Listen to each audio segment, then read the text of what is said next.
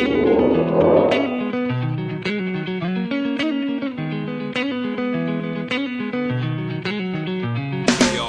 Baseball, NorthJerseySports.com's original multimedia series, talking all things baseball across North Jersey. This is Season 6, Episode 5, an impromptu edition. I am Corey Doviak, and we are sponsored by Complete Performance Baseball Academy. Check them out on the web at CompletePerformanceBaseball.com. Hit them on the Twitter, at CPB Academy. And here we go. This interview took place on Saturday at the Coaches vs. Cancer Classic, the 10th annual edition. The great job done at Park Ridge by Athletic Director Chris Brown and all of the others involved, those who donate their time, their money, their everything else to make it the great event that it has become over the last 10 years. And one of the guys raking the field when I showed up was Park Ridge head coach Pete Crandall, the longtime baseball coach who won his 400th game of his career early last week. So we caught up to him to talk about it. Some interesting things pop up here. He is no one-trick pony with baseball only, also volleyball and basketball. So Mike O'Donnell, a former co-host here on Talkin Baseball, was standing around the dugout with me, so I pulled him back in. He makes his first appearance this season. So the Complete Performance Baseball Academy, proud to bring you this edition of Talkin Baseball. Here we go. We are at the Coaches vs. Cancer Classic games here on Sulak Lane. I had to park 400 blocks away here because it's a sold-out crowd, but we're going to take the opportunity. There's a spot right next to my car right over there. We're going to take the opportunity to talk some baseball here, standing behind the backstop of the Riverdale Old-Pan game, which is just about to get underway, and I am joined by two legends of the area here. One, Mike O'Donnell, a co-host of Talkin Baseball on NorthJerseySports.com, and the other guy who has now 400 wins in the bank.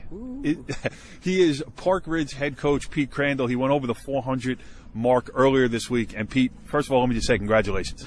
Thank you. It means I'm old. But are they all at Park Ridge? Yes.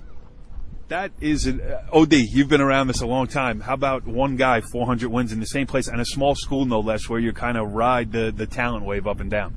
Yes, he's done an excellent job. But one of the things that Coach Crandall, you could, over the years of his teams, they're very fundamentally sound. They really, you've got to beat them by just being better that day because they're not going to give you anything. Pete's teams have always been outstanding defensively, sound pitching, very timely hitting. And those are the things that a Pete Crandall team always brings to the field at all times. You notice he gets so uncomfortable. We're forcing him to talk about himself here, and he hates it. But well, I've known Pete from his never days. been about No, that's how humble Coach is. Starting from Ramapo High School and then coming back to the county, playing actually in a suburban team at Dumont. He's always been a Bergen County type guy, and it's great to see a Bergen County guy get his due with the 400 wins that he has. When I saw it on Twitter, Coach, the first thing that came to my mind was Pete Crandall versus Bob Karsich, Emerson, Park Ridge.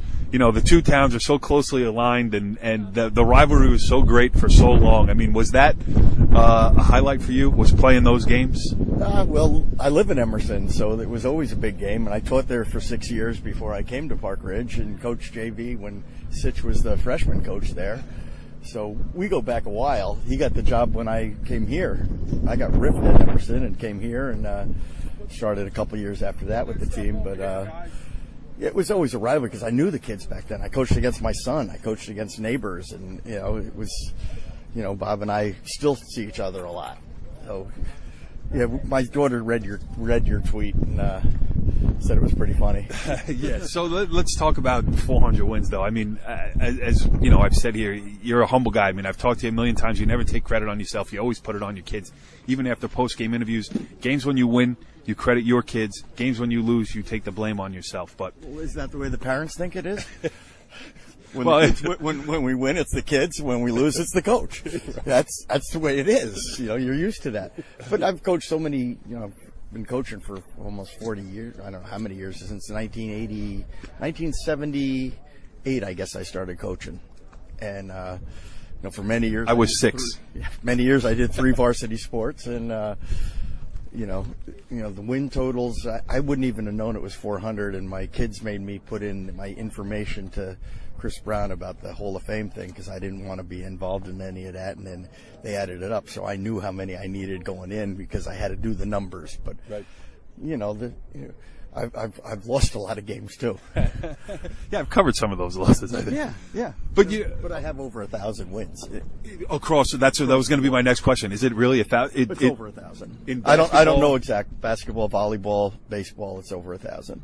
I've been covering you, I think, for 20 years. I never knew you coached volleyball. Yeah, 22 years. That's crazy. Oh, do you have a question? No, it's just that, like I said with Coach Crandall, you go back, and I remember him doing all three sports, and the best thing about it that he understands too is when you have three different sports, you have a three different type of mindset of athletes that come in and out, and he did a great job in each one of those times coaching those teams. So that's another thing you have to admire. A lot of people years ago that I used to watch coaches do 2 or 3 sports. They coach the football guy coached football just like that in baseball, and that doesn't work. Right. Where Coach Crandall was able to, interchange that, saying, okay, this is how we approach baseball in a baseball sense, volleyball, so on and so forth. So same thing in basketball. He did the same thing.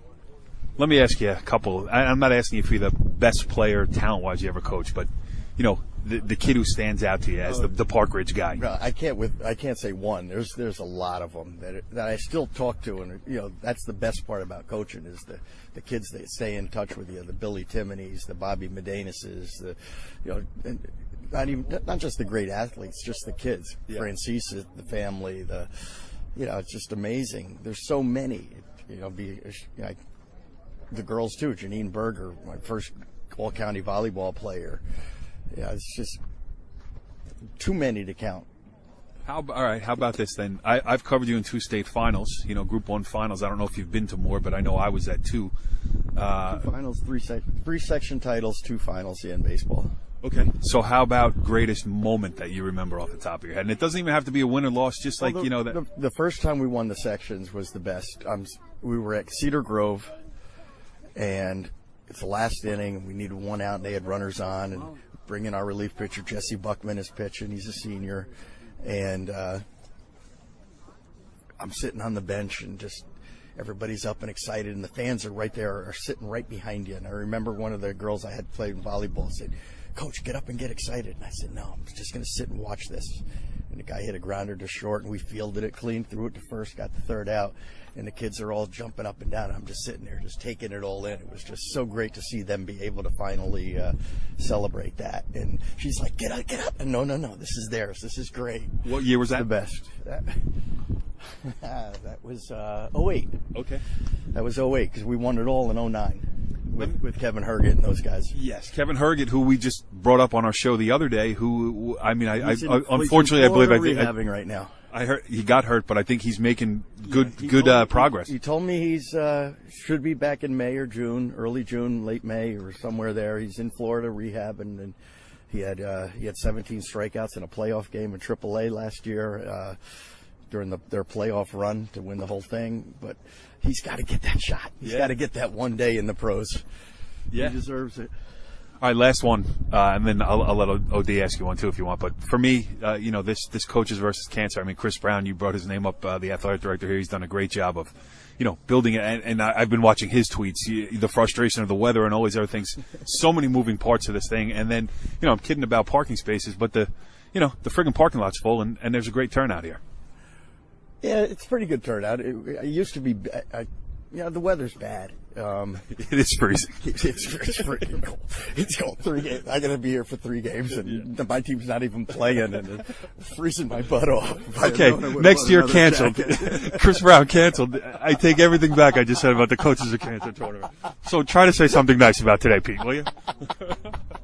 Oh, it's great seeing all these other coaches. It's great being able to talk to them and watching them play a game, and I got to sit here. Now say something nice because Chris Brown just showed up. I was going to say, he's got no stress or pressure today. This is a fun day today. OD, anything else for Coach? Yeah, the one thing Coach, which coaches influenced you the most when you look back? Guys that you looked and said, and you sat down and said that you either played for it or you admired over the years? I'd say there's an awful lot of them. Steve Toro, my baseball coach at Ramapo.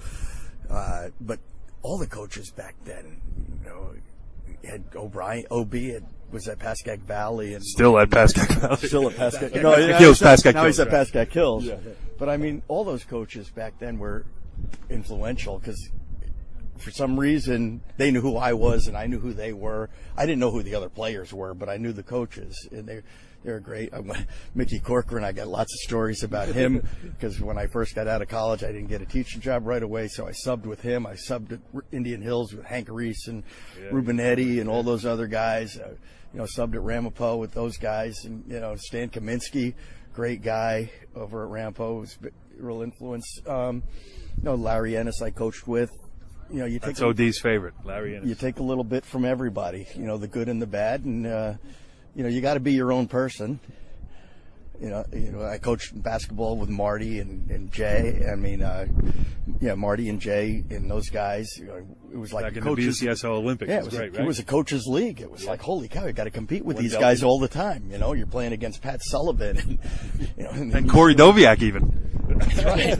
It was like, wow. It was like When they knew what a basketball was, Pal Fates won. Great stuff, Pete. 1,000-game winner overall, 400-game winner in baseball, and one good dude. Congratulations, Pete Crandall. Thank you. Follow the leader.